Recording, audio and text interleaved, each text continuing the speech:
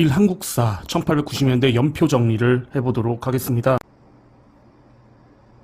1863년부터 1910년까지 한국 근대사를 공부하실 때 먼저 청나라와 일본의 싸움인 전반전과 러시아와 일본의 싸움이 후반전이 있었다라고 이렇게 양분해서 보시면 될 것 같습니다. 그래서 청일전쟁 1894년, 러일전쟁 1904년 두 가지 연도를 잘 기억을 하시기 바랍니다. 자, 우선 1890년대를 시작하기 전에 국제적 시각으로 1880년대를 잠깐 살펴보도록 하겠습니다. 1880년대의 가장 중심적인 사건이라고 할 수 있는 것은 이모군란과 갑신정변이 있습니다. 그러니까 1894년 이전은 다 청나라와 일본의 구도로 살펴보면 모든 사건이 풀리게 돼요. 그럼 이모군란과 갑신정변도 청나라와 일본의 싸움이라는 거죠. 이모군란과 갑신정변은 결국에는 모두 다 청나라가 이겼습니다. 국내의 세력도 친청 세력과 친일 세력이 있었다라고 보시면 됩니다. 그런데 친청 세력, 친일 세력이라고 하는 건 결국에 뭐예요? 반청 세력이라고 볼 수가 있겠죠. 자, 그래서 이모군란이 일어나면서 청나라가 내정 간섭, 청나라가 감나라, 배나라, 조선의 정치를 청나라가 마음대로 하려고 합니다. 그래서 친청 세력 같은 경우에 너무 좋죠. 그런데 반청 세력 같은 경우에 일본을 좋아하는 애들이 있었거든요. 그런데 여기서 청나라와 일본이 그 개혁을 하는 방향이 달랐거든요. 개혁을 하는 속도가 달랐다라고 보시면 됩니다. 속도.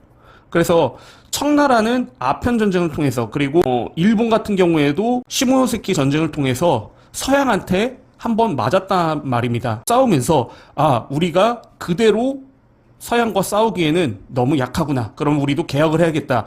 해서 청나라는 개혁을 하는 게 방법이, 어떤 중심적인 거는 개혁을 하지 않고 껍데기만 개혁을 하자. 수박 겉핥기 개혁이라고 보면 됩니다. 그러니까 개혁이 어느 정도예요? 온건하지요.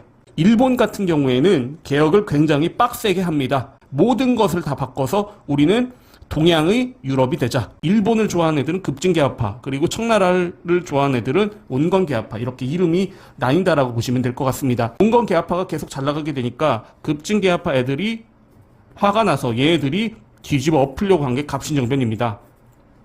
결론적으로 얘기하면은 이건 실패를 했고요. 이 급진개혁파들은 다 어디로 도망갔을까요? 안 죽으려면은 일본으로 도망을 갔고 청나라, 온건개혁파들이 계속 힘을 갖게 됩니다. 그런데 이때 그 삥뜯기, 일반 백성들 같은 경우에 돈을 굉장히 많이 빼앗기고 있었거든요. 조선정 양반층, 지배층들의 어떤 삥뜯기도 굉장히 심했는데 여기에 기름을 부은 게 뭐예요? 청나라와 일본도 같이 들어온 거예요. 그러면서 쌀이 엄청나게 빼앗기게 되거든요. 조선의 백성들에게는 기존의 지배층들한테 뺑 뜯기는 거 플러스 청나라 일본이 가세를 한 거예요. 그러니까 얼마나 살기가 힘들었겠습니까? 그러니까 이런 썩을 놈의 세상, 종교로 극복하자. 종교라는 것 자체가 굉장히 힘을 발휘하게 된 거는 이 세상이 살기가 힘들 때 사람들이 어떤 무언가에, 내가 모르는 무언가에 기대고 싶은 게 있거든요. 종교가 조선 말에도 굉장히 많이 퍼지게 되었다라고 보시면 됩니다. 그런데 이때 우리가 종교라고 할 수 있는 게 조선 말에 뭐가 있을까? 우리가 이때 종교라고 할 거는 1880년대에 유교가 있겠고, 불교가 있겠고, 뭐 서양에서 들어온, 그러니까 서양이랑 관계된 모든 것을 다 서학이라고 했거든요. 그런데 보세요. 서원 철폐를 하잖아요. 서원을 문을 닫잖아요. 서원이라는 게 뭐예요? 유교를 공부하는 도서관, 유교 도서관이라고 보면 돼요. 근데 유교 도서관을 철폐를 하면서 유교가 힘이 엄청나게 빠지게 됩니다. 흥선대원군 이후로. 그리고 불교는 500년 동안 불교를 탄압했잖아요. 그러니까 불교는 이미 힘이 없어요. 그 다음에 서학은 서구 문물에 대한 반감이 굉장히 있죠. 그러니까 결국에는 남는 게 동학밖에 없어요. 동학. 결국에는 1894년도에 갑자기 동학이 떠오른 게 아니라 그만큼 뭐예요? 동학이 힘을 발휘할 수밖에 없는 그런 시대 상황이었다라고 보시면 될 것 같습니다.